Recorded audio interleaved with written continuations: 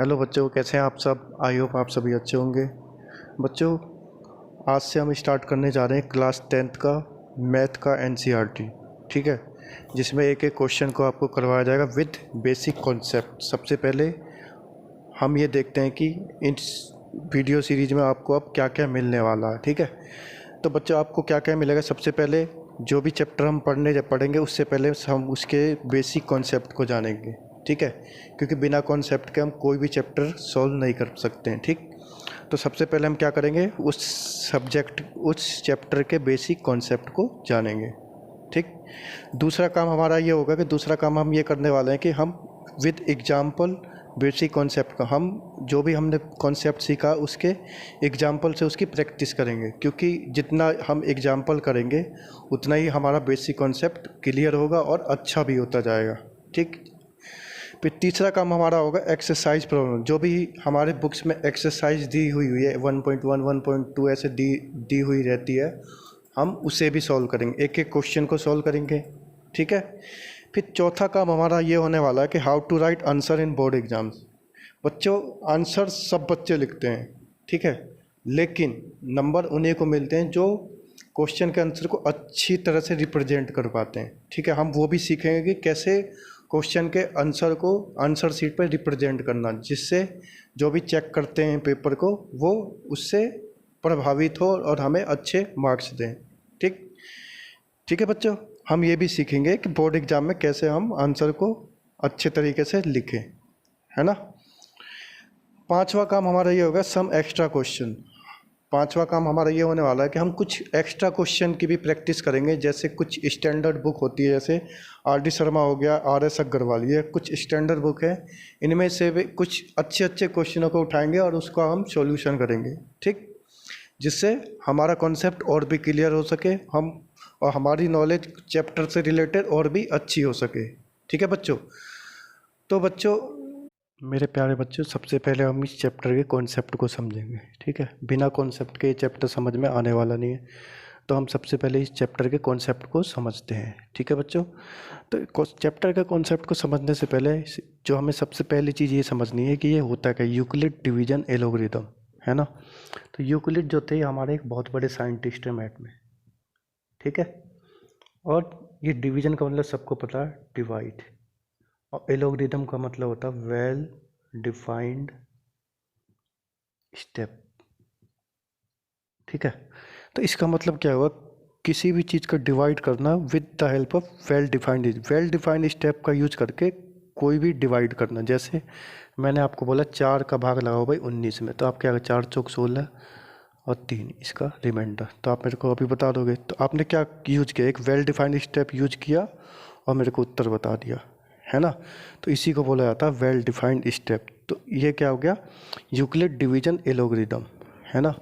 तो अब जितना हम जानते हैं हम उसी से इस चैप्टर का कॉन्सेप्ट को हम निकालने वाले हैं। ठीक है, तो अब डिवाइड ही नहीं, अब हम कुछ भी निकाल सकते हैं इसके द्वारा।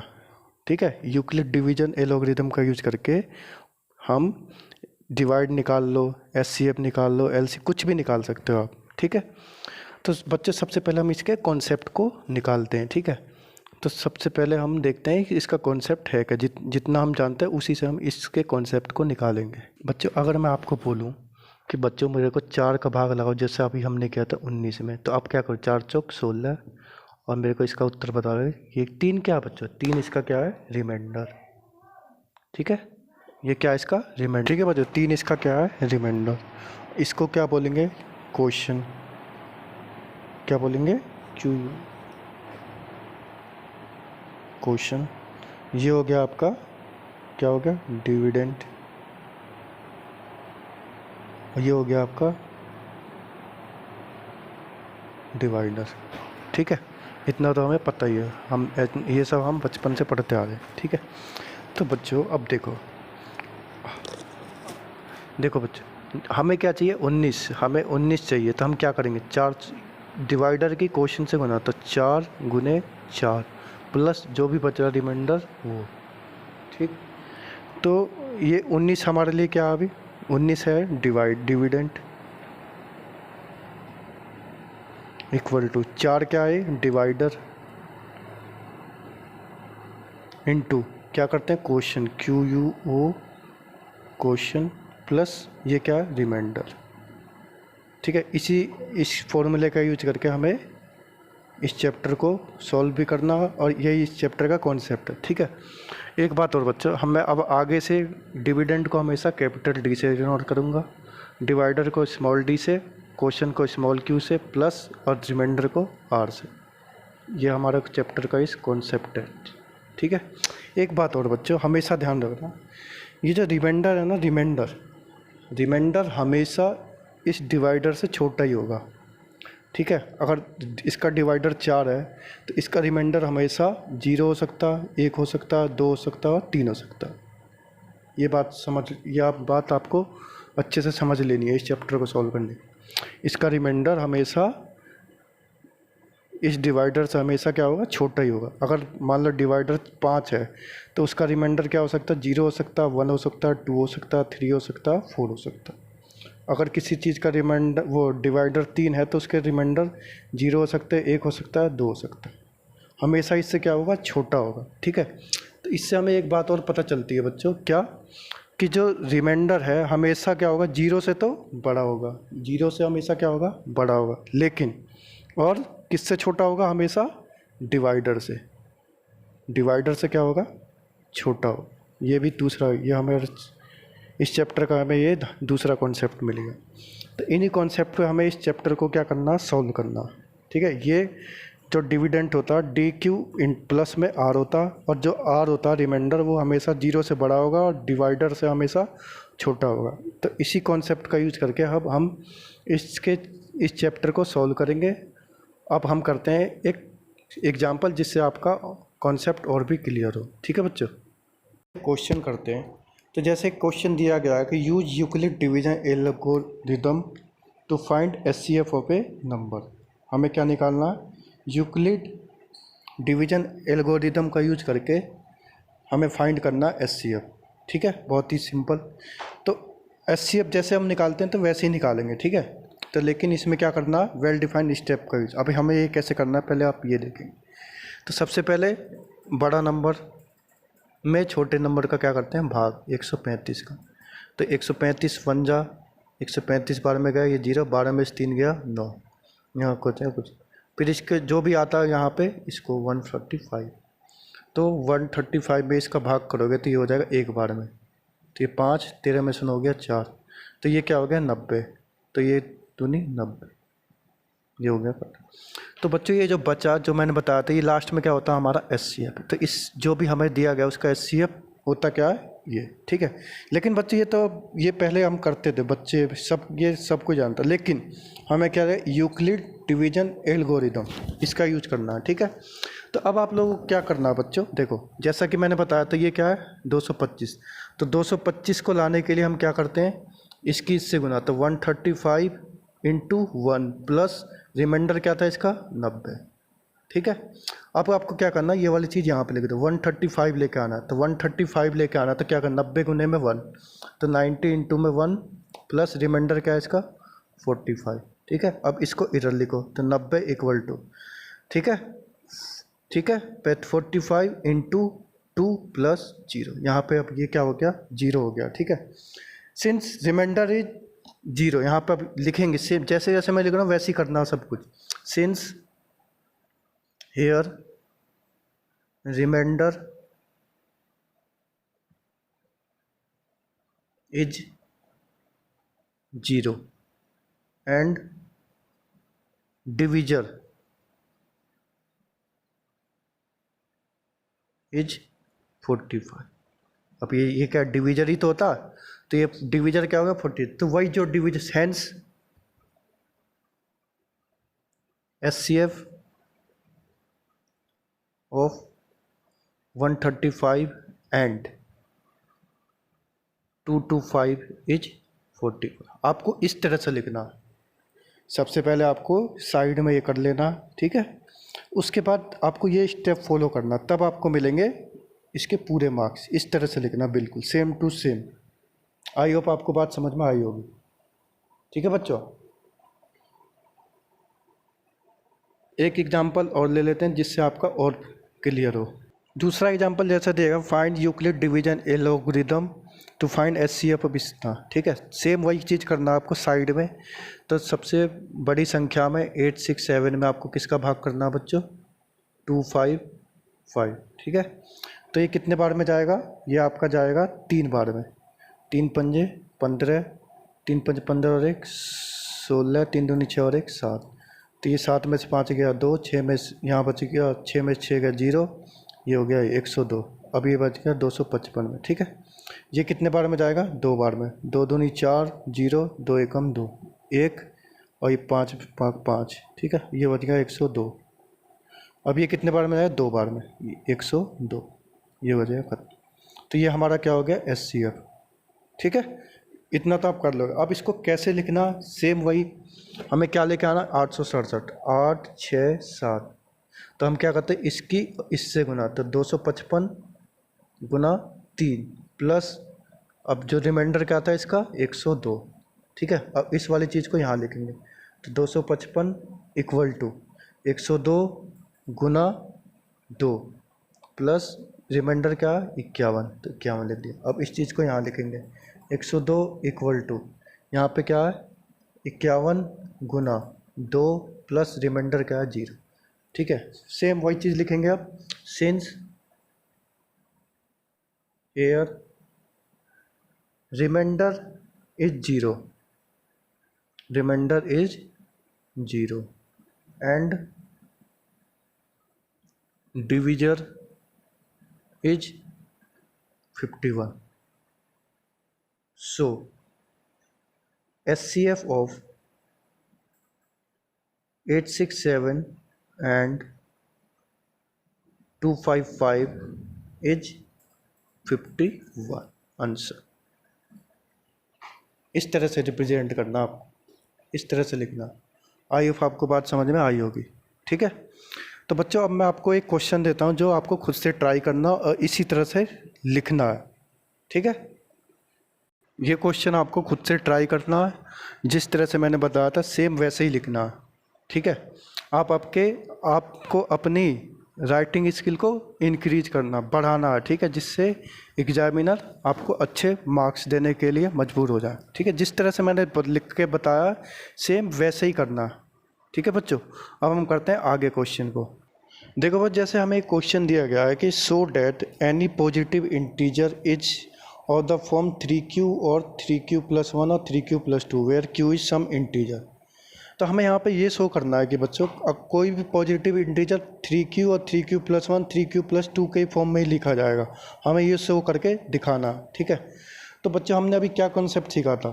अभी हमने एक कॉन्सेप्ट सीखा था, तो d होता है जो dq प्लस में r होता है, ठीक है। और एक कॉन्सेप्ट हमने ये भी सीखा था, जो r की वैल्यू तो हमेशा 0 से बड़ी और d से हमेशा क्या होगी? छोटी होगी, ठीक है बच्चों। तो बच्चों अब आप यहाँ पे सीधा देख सकते हो कि हमें क्या दिया गया है यहाँ पे 3q 3q+1 3q+2, ठीक है। तो यहाँ से आपको सीधा मिल रहा होगा यहाँ पे d की वैल्यू क्या है। अब अगर हम इससे कंपेयर करते हैं, इसको इससे कंपेयर करते हैं, तो यहाँ पे d की वैल्यू क्या है बच्चे? यहाँ पे d की वैल्यू है हमारी 3, ठीक है। आपको आप समझ में आ गया होगा। तो ये क्या हमारा डिवाइडर जो भाग करेगा, जैसे इसका मतलब है 3 से भाग करने पर, ठीक है। 3 से, अब ये नंबर मान लिया हमने a है, मान लो ये नंबर, मान लो a को हम भाग कर रहे हैं, तो हम कॉन्सेप्ट से हमें सीधा ये पता चल जाएगा कि जो भी यहाँ पे रिमाइंडर होगा, जो भी यहाँ पे रिमाइंडर होगा वो हमेशा 3 से क्या होगा? छोटा होगा। रिमाइंडर या तो 0 हो सकता है, 1 हो सकता है, 2 हो सकता है, या 0 1 या 2, 3 कभी नहीं हो सकता, क्योंकि ये 3 से हमेशा क्या होगा? छोटा। आई होप आपको समझ में आ गया। तो रिमाइंडर की वैल्यू क्या हो सकती है? 0 हो सकती है, 1 हो सकती है, 2 हो सकती है, बस। और 3 कभी नहीं हो सकती, ठीक है।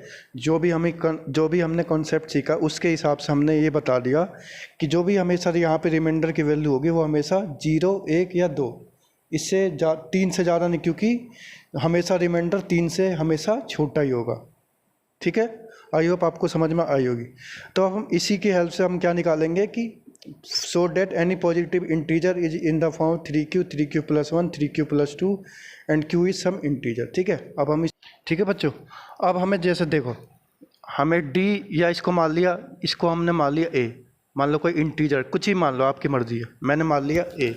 तो ए क्या है, डी क्यू। तो हमें डी की वैल्यू क्या पता चल गई यहाँ पे, डी की वैल्यू क्या है बच्चों 3, क्यू प्लस रिमाइंडर, ये पता चल गया। ठीक है, तो अब हमें शो करना है कि ये जो पॉजिटिव इंटीजर होगा हमेशा 3Q प्लस 1 3Q प्लस 2। ठीक है, तो अब हम r की वैल्यू को रखेंगे। तो सबसे पहले हम r की वैल्यू क्या है यहाँ पे, तो r इक्वल टू 0। तो a क्या हो जाएगा, a equal to 3Q plus 0। तो a इक्वल टू क्या आ गया 3Q। ओके, अब हम रखेंगे बच्चों r की वैल्यू 1, तो r इक्वल टू 1 रखेंगे। तो a क्या हो जाएगा 3Q प्लस r की वैल्यू 1, तो ये हो गया हमारा दूसरा। तो फिर r की वैल्यू क्या रखेंगे 2, तो a क्या हो जाएगा r equal to 3Q plus 2। तो हमें क्या शो करना था, जो कोई भी पॉजिटिव इंटीजर हमेशा किस फॉर्म में होगा, 3Q प्लस 1 3Q प्लस 2। देखो 3Q plus 1 3Q plus, question में भी हमें यही बोला था कि ए, ठीक है, हमें क्या बोला था, हमें ये शो करके दिखाओ कि कोई भी positive integer 3Q plus 1 3Q plus 2 के फॉर्म में ही होगा। आई होप आपको समझ में आई होगी। एक बार और रिपीट कर देते हैं इस क्वेश्चन को। देखो बच्चों फिर से रिपीट करते हैं, क्वेश्चन में क्या दिया गया, सो डैट, हमें ये बताना है कि कोई भी पॉजिटिव इंटीजर कुछ भी हो सकता है, कुछ भी, हमें नहीं पता क्या होता। तो सो that any positive integer is in the form of 3Q, कोई भी पॉजिटिव इंटीजर हमेशा 3Q प्लस 1 3Q प्लस 2 के फॉर्म में ही लिखा है, हमें ये शो करना। ठीक है, तो हमने एक कॉन्सेप्ट सीखा था, हमेशा डी होता है जो, तो ये क्या DQ प्लस R। दूसरा हमने ये सीखा था जो रिमाइंडर होता है वो हमेशा 0 से बड़ा होता है और हमेशा इससे क्या होगा, छोटा होगा। ये दो चीज़ हमने अभी तक सीखी है और इसी के ऊपर हमें ये पूरे चैप्टर को फिनिश करना है। ठीक है, तो बच्चों अब हम यहाँ पे इसको और इसको आपस में कंपेयर करते हैं। इसको और इसको आपस में जब कंपेयर करते हैं तो यहाँ पे हमें सीधा मिल जाता है डी की वैल्यू क्या है, यहाँ पे डी की वैल्यू हमेशा में क्या मिल जाती है हमें यहाँ पे 3। ठीक है, आई होप आपको समझ में आई। और ये बच्चे ये क्या डिवाइडर, ठीक है, डिवाइडर। और एक बात और मैंने ये बताया, जो रिमाइंडर होगा डिवाइडर से हमेशा क्या होगा, छोटा होगा और 0 से बड़ा होगा। तो जब हमें डी पता चल गया तो इसका रिमाइंडर क्या हो सकती है, या तो 0 हो सकता है या 1 हो सकता है या 2 हो सकता है। ठीक है, मैंने आपको ये बात बताई थी पहले। ठीक है, तो हमें रिमाइंडर पता चल गया। अब हमें ये शो करना कि कोई भी पॉजिटिव इंटीजर इसी फॉर्म में लिखा जाएगा जो हमें दे रखा है। तो मान लिया कोई भी फॉर्म, मान लिया हमने पॉजिटिव इंटीजर ए है, तो ए क्या है, general formula DQ plus R, ये फॉर्मूला होता। तो ए इक्वल टू डी की वैल्यू हमें पता क्या है 3Q प्लस R, ये हमारा जनरल फार्मूला बन गया। अब हम रिमाइंडर की वैल्यू रखेंगे यहाँ पे, तो R इक्वल टू पहले रखा 0, तो जब हम इसमें R इक्वल टू 0 तो A equal to 3Q plus 0, तो A इक्वल टू क्या है A इक्वल टू 3Q, ये हमारा याद है। ठीक है बच्चों, आई होप आपको बात समझ में आई होगी। हमने अब हम R की वैल्यू क्या रखेंगे 1, तो R की वैल्यू जब हम इसमें रखेंगे तो A क्या हो जाएगा A equal to 3Q plus 1, ये हो गया, ये भी प्रूव हो गया। अब हम R की वैल्यू क्या रखेंगे 2, तो ये क्या हो जाएगा A equal to 3Q plus 2, हमें यही तो प्रूव करना था। ये हैंस, अब यहाँ पे लिखेंगे हैंस स्टेटमेंट इज प्रूव्ड, इस तरह से रिप्रेजेंट करना आप। आई होप आपको समझ में। अब आपके NCERT का क्वेश्चन नंबर 2 लेते हैं, ठीक है, जिससे आपको इसी कॉन्सेप्ट पे आप ध्यान देना। ठीक है, जैसे अभी हमने क्वेश्चन लिया एक्सरसाइज, आपके एक्सरसाइज 1.1 का क्वेश्चन नंबर 2, ठीक है, इसमें दिया गया सो that any positive odd integer, ध्यान देना क्या दे रखा है आप, odd integer is of the form 6Q plus 1 6Q plus 3 6Q plus.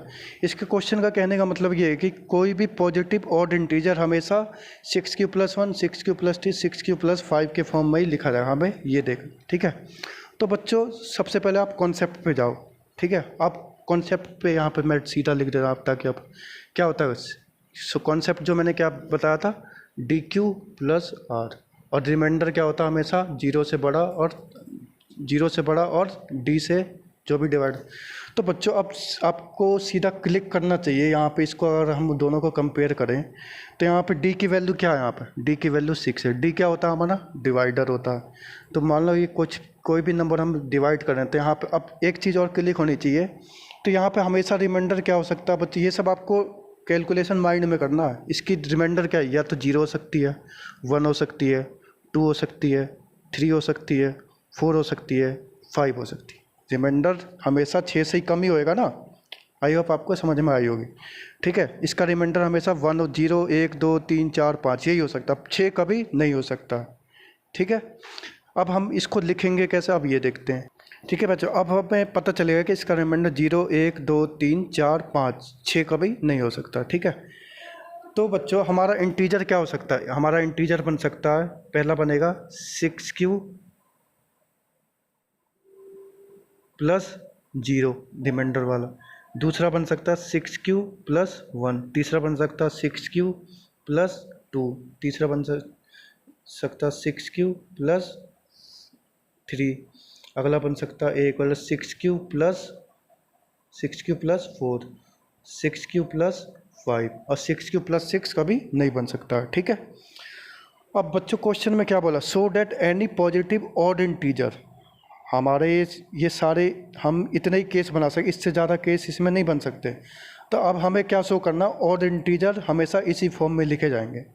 ठीक है, तो बच्चों यहाँ पे देखो, तो यहाँ पे ये तो 0 तो 0 की कोई वैल्यू, ये हमने हटा दिया, तो ये क्या 6 को मैं क्या लिख 2 इंटू में 3q। तो बच्चों एक बार ये इसका मतलब ये 2 से गुना होता है, ये क्या है, ये हमेशा जो भी चीज़ 2 से गुना हो जाती है उसको हम क्या बोलते हैं, इवन। तो ये तो हमारा इवन हो गया। ठीक है, ये तो हमारा होगा नहीं क्योंकि हमें दिखाना ऑड वाला, ऑड इंटीजर इस फॉर्म में लिखा जाएगा। ठीक है, अब बच्चे आते हैं इस पे। ठीक है, इस पे क्या लिखोगे, यहाँ पे 6q प्लस 1 है। ठीक है, तो बच्चे यहाँ पे देखो ये हमारा क्या इवन है, प्लस 1। आप खुद ही बताओ, अगर हम इवन संख्या में कोई भी ऑड नंबर जोड़ते हैं तो वो हमेशा क्या होती है, ऑड होती है। जैसे हमारा इवन नंबर 2 है, ठीक है, इसमें मैंने मान लिया 3 जोड़ी ऑड नंबर, तो ये क्या हो जाएगा 5, तो क्या बनता है ऑड। तो बच्चों ये क्या हो गया, ये क्या हो गया, ये हमें क्या दिखा रहा है, ये हो गया हमारा ऑड। ठीक है, ठीक, अब ये इस पे आते हैं, तो ये इसमें हम 2 कॉमन ले लेंगे, तो 2 कॉमन तो 3q प्लस 1, तो ये किसका 2 का मल्टीपल है, तो ये क्या हो गया इवन। ठीक है, तो अब यहाँ पे ये क्या हो गया ऑड, क्यों,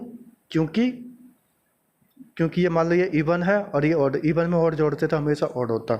अब यहाँ पे हम क्या ले सकते हैं, 2 कॉमन लगता है 3q प्लस 2, ये 2 का मल्टीपल है, ये क्या होगा इवन। ठीक है, और ये क्या हो जाएगा हमारा सेम ऑड। आई होप आपको समझ में आई होगी बात। तो बच्चों आप खुद ही देखो, ये a equal to 6q plus 1, a equal to 6q plus 3, a equal to 6q plus 5, ये हमारे क्या ऑड पॉजिटिव इंटीजर हुए कि नहीं हुए। सो that any positive odd integer is, हमें मतलब जो भी ऑड इंटीजर होगा हम किस फॉर्म में रिप्रेजेंट हो पाएंगे, 6q plus 1, 6q plus 3, 6q plus 5। क्यों ये क्यों नहीं हो पाए, क्योंकि ये इवन है, ये 2 के मल्टीपल आ रहे हैं यहाँ पे, 2 का जो भी 2 से मल्टीप्लाई या डिवाइड होता है वो हमेशा क्या होता है इवन। ठीक है, हैंस अब यहाँ लिखेंगे हैंस स्टेटमेंट इज प्रूव्ड। अब धीरे धीरे चीज़ों को पकड़ना समझ रहे होंगे आई होप। ठीक है, अब लेते हैं अगला क्वेश्चन। देखो बच्चों, जैसे अगला क्वेश्चन दिया गया यूज यूक्लिड डिवीजन, ये आपका क्वेश्चन नंबर 4 है, क्वेश्चन नंबर 4 1.1 का। ठीक है, तो इसमें दिया use Euclid division lemma to show that square of any, मतलब इसमें क्या बोला, पॉजिटिव इंटीजर का स्क्वायर जो होगा वो हमेशा इसी फॉर्म में रिप्रेजेंट होगी, हमें शो करना। ठीक है, हमें क्या शो करना, किसी भी पॉजिटिव इंटीजर का स्क्वायर हमेशा इसी फॉर्म में लिखा जाएगा, हमें ये शो करके दिखाना है इसे। ठीक है बच्चों, तो बच्चों सेम वही चीज़ कॉन्सेप्ट को पकड़ो। तो सबसे पहले हमें ये देखा कि भाई यहाँ पे क्या है, ये डी, अब यहाँ पे डी क्या है, यहाँ पर 3 है, आपको खुद से पकड़ लेना। ठीक है, अब डी 3 है तो यहाँ का इसका रिमाइंडर क्या होगा, या तो 0 होगा, 1 होगा या 2 होगा। ये चीज़ आपको ये चीज़ देखते ही समझ में आ जानी चाहिए। ठीक है बच्चों, तो बच्चों हमारा मान लो positive integer a equal to क्या हो गया, हमारा मान लिया let positive integer dq plus में r, ये होता है सब जनरल फॉर्म होता है। a इक्वल टू d की वैल्यू क्या 3q प्लस रिमाइंडर मान लिया मैंने 0 है। ठीक है, अब इसने क्या बोला, इस क्वेश्चन ने बोला है कि उसका जो पॉजिटिव इंटीजर है उसका स्क्वायर, इसका अब हम स्क्वेयरिंग बोथ साइड। ठीक है बच्चों, तो a square equal to 3q का स्क्वायर, तो a square equal to 3q का 9 स्क्वायर हो गया, तो अब ये क्या है, ए स्क्वायर इक्वल टू में, अब इसमें से मैं 3 बाहर ले लिया और यहाँ 3 क्यू स्क्वायर, बात सेम ही है, ठीक है। तो बच्चों ए स्क्वायर क्या हो गया, a square equal to 3 into में, अब मैं इसको क्या मान लिया m, where m equal to 3Q square, ठीक है बच्चों। एक चीज़ हमारी प्रूव हो गई, 3M के फॉर्म में लिख सकते हैं। अब स्टेप 2 लेते हैं बच्चों, ये स्टेप 1 है। अब स्टेप 2 लेंगे, स्टेप 2 में क्या है, तो ए इक्वल टू 3Q, इस वाले जनरल फॉर्म 3Q प्लस, अभी हमने रिमाइंडर 0, अब क्या लेंगे 1, ठीक है। अब हम क्या करेंगे, इसका स्क्वायर, तो squaring both side, A square equal to 3Q plus 1 का होल स्क्वायर, ठीक है। तो A square equal to A plus B का होल स्क्वायर क्या होता है, यहाँ पे ए प्लस बी का होल स्क्वायर क्या होता है, A square plus B square plus 2AB, okay. तो अब इसका स्क्वायर कहते हैं ए स्क्वायर, तो 9Q square plus 1 plus 6Q, ठीक है, A square plus B square plus 2AB, okay. तो A square equal to 9Q square plus 6Q plus 1, ठीक है। अब बच्चों एक बात और, इसमें और इसमें क्या कॉमन हो जाएगा, 3 कॉमन हो जाएगा, तो 3 कॉमन हो गया, तो यहाँ 3Q स्क्वायर हो गया प्लस 2Q प्लस में 1, ठीक है बच्चों। अब मैंने इस वाली चीज़ को अलग मार्कर से रिप्रेजेंट करते हैं, इस वाली चीज़ को मैंने मान लिया m, m equal to 3Q square plus 2Q। ये m कुछ भी हो सकता है, ये इंटीजर है, अब इंटीजर में कुछ भी हो सकता है ना, तो इसलिए हमने इसको मान लिया m। तो अब हम इसको क्या लिख सकते हैं बच्चों, A square equal to 3M plus 1, ठीक है बच्चों। आई होप आपको समझ में आ रही होगी बात, है ना, सेम ऐसे ही लिखना जैसे जैसे मैं लिख रहा हूँ, ठीक है। अब एक स्टेप और बचता है इसमें, आप इसको साथ साथ नोट डाउन भी करते रहें बच्चों। अब स्टेप 3 में क्या है, step 3 a equal to 3Q plus, अब हमारा 0 भी ले लिया 1, अब रिमाइंडर क्या बचा 2, अब इसका squaring both side, A square equal to 3Q plus 2 का होल स्क्वायर, ठीक है। तो ए स्क्वायर इक्वल टू 3 तिया 9Q स्क्वायर प्लस 4 प्लस 2 दूनी 4 तिया 12Q, ठीक है। अब बच्चों यहाँ पे क्या होगा, यहाँ पे अब क्या कॉमन लेंगे हम, यहाँ पे क्या होगा 9Q square plus 12Q plus, बच्चों अब देखो ये 4 है, 4 को मैं 3 प्लस 1 लिख सकता हूँ कि नहीं लिख सकता हूँ, लिख सकता हूँ, बिल्कुल लिख सकता हूँ। अब देखो, अब इस चीज़ में इसमें क्या कॉमन ले लूँगा, इसमें से मैं कॉमन ले लूँगा 3, तो जब मैंने 3 कॉमन ले लिया तो ये क्या बचेगा 3Q square plus 4Q plus 1 और ये प्लस 1, ठीक है। तो ये ए स्क्वायर की वैल्यू, तो ए स्क्वायर इक्वल टू 3। अब मैंने क्या कर लिया, इस वाली चीज़ को, ये जो दे रखा है ये वाली चीज़ को मैंने मान लिया m, जैसे हम पिछले को, क्योंकि इंटीजर है, आप इंटीजर को हम कुछ ही मान सकते हैं। तो ये क्या होगा 3m प्लस, और यहाँ क्या बचा 1, ठीक है। अब आप खुद ही देख लो, किसी भी इंटीजर का स्क्वायर हमेशा 3m या 3m प्लस 1 के फॉर्म में ही लिखा जाएगा, ठीक है। 3m प्लस 1, 3m प्लस 1 और इससे पहले वाला 3m, ठीक है। आई होप आपको बात समझ में आई होगी, ठीक है बच्चों। अब हम इसका क्या लिखेंगे, लास्ट में ऐसे लिखेंगे कि hence the square of positive integer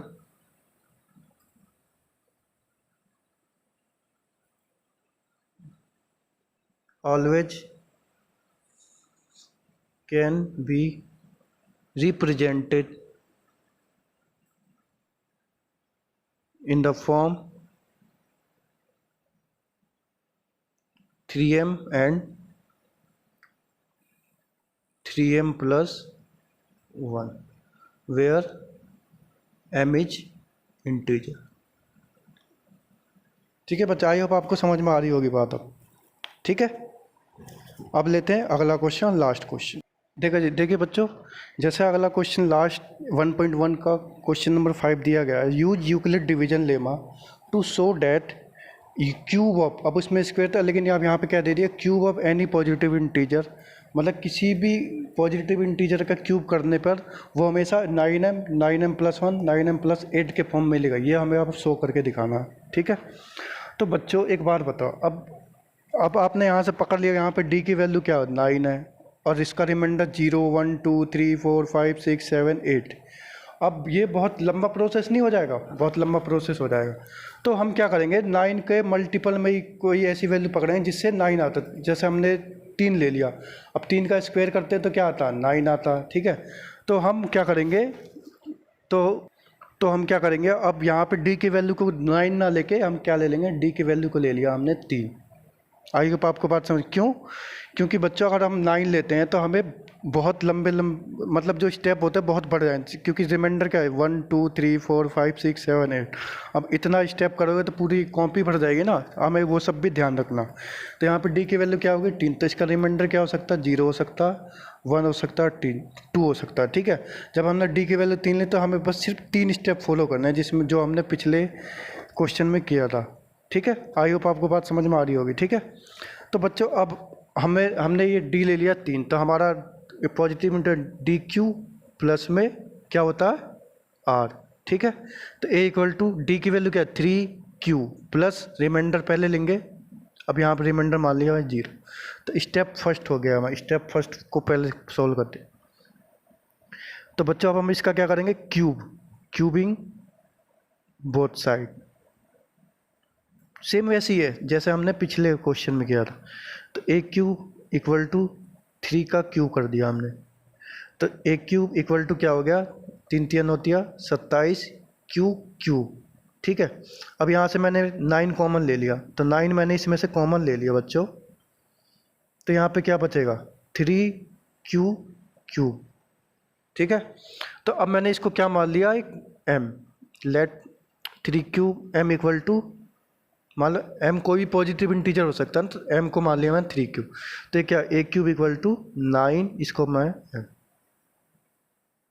I hope आपको बात समझ में आई होगी। सेम वही वाले स्टेप फॉलो करना जो हमने पिछले क्वेश्चन में फॉलो किया, ठीक है। अब लेते हैं स्टेप 2। सेम वही ए इक्वल टू 3Q प्लस, अब रिमाइंडर क्या हो जाएगा 1। अब इसमें भी क्या, cubing both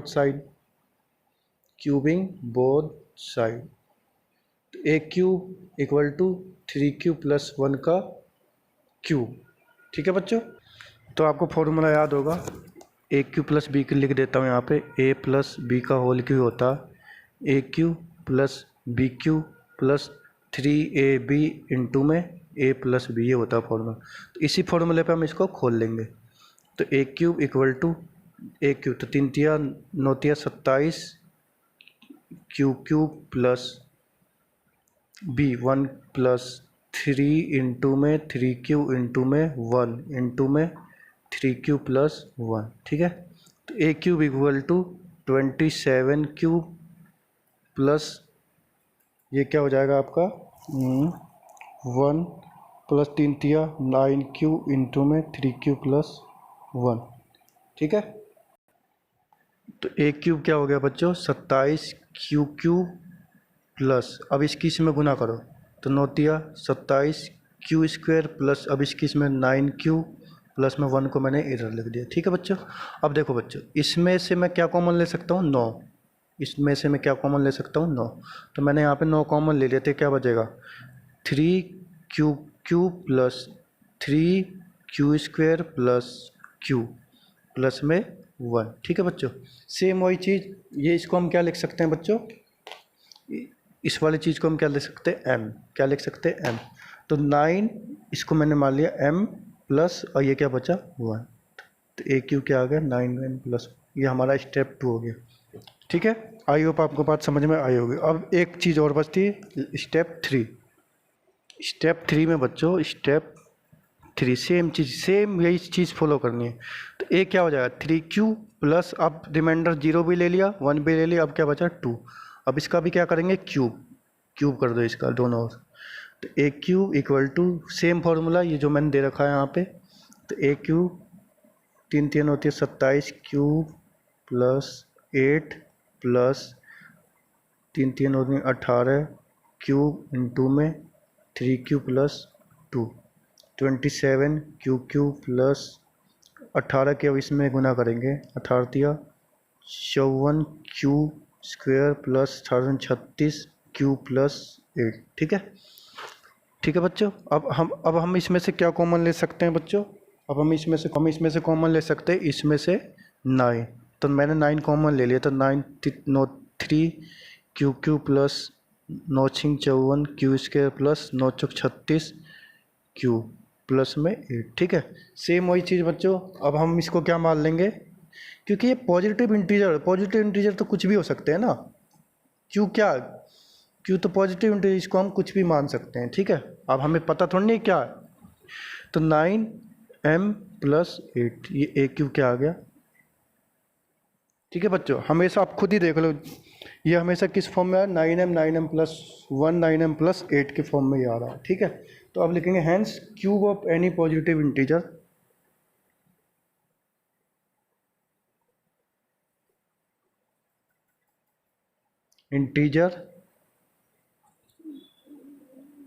always be represented